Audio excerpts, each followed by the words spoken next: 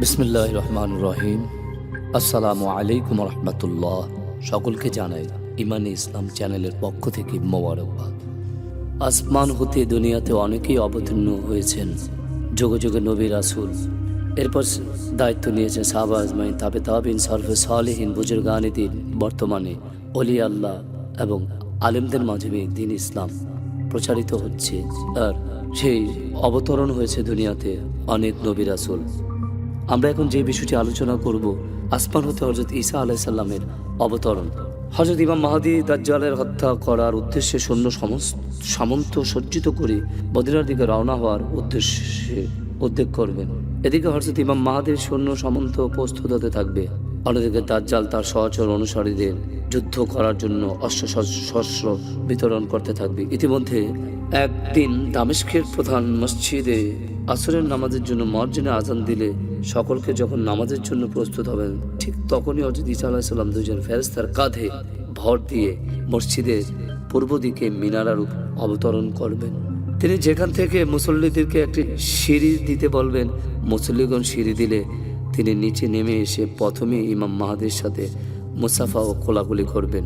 হযরত এখানে আরেকটি কথা বলা হয়েছে যে হযরত ঈসা আলাইহিস সালাম যখন অবতীর্ণ হবেন, সকলের সাথে যখন মুসাফা এবং কোলাকুলি করবেন, হযরত মাহদী অত্যন্ত সম্মানের সাথে তাকে সদর সম্ভাষণ জানাবেন। অতঃপর তিনি হযরত ঈসা আলাইহিস সালামকে আসরের নামাজের ইমামতি করার জন্য অনুরোধ করবেন। হযরত ঈসা আলাইহিস সালাম অসম্মতি প্রকাশ করবেন। তখন হুজুর পাক সাল্লাল্লাহু আলাইহি ওয়াসাল্লামের ভবিষ্যৎবাণী নিম্নরূপে একটি বর্ণনা করা হলো যে হযরত জাবের রাদিয়াল্লাহু তাআলা আনহু বলেন, নবী করিম সাল্লাল্লাহু আলাইহি ওয়াসাল্লাম ইরশাদ করেছেন, আমরা উম্মতের একদল লোক সত্যের উপর বহাল থেকে বাতিলের বিরুদ্ধে বিজয়ী রূপে কিয়ামত পর্যন্ত সংগ্রাম করতে থাকবে। হুজুর পাক সাল্লাল্লাহু আলাইহি ওয়াসাল্লাম বলেন, অতঃপর হযরত ঈসা ইবনে মারিয়াম আসমান হতে অবতীর্ণ হবেন। সে সময় লোকদের আমির ও নেতা ইমাম মাহদী তাকে বলবেন, আপনি আসুন এবং লোকদের নামাজ পড়িয়ে দিন। তিনি বলবেন, না, বরং তোমরা পরস্পরের ইমাম। আল্লাহ তাআলা এর উম্মতকে সর্বোপরি মর্যাদা দান করেছেন। মুসলিম শরীফের হাদিস।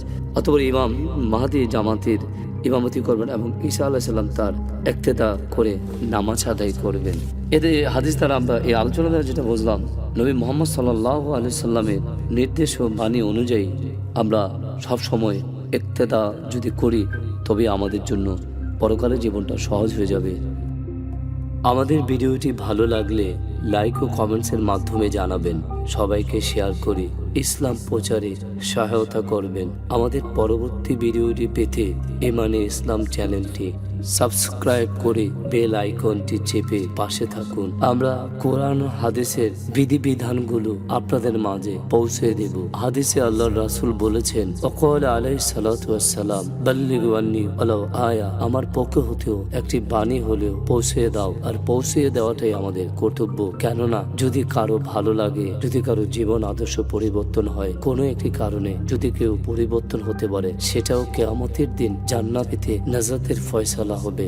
আমিন আমিন সুম্মা আমিন। আসসালামু আলাইকুম ওয়া রাহমাতুল্লাহি ওয়া বারাকাতুহু।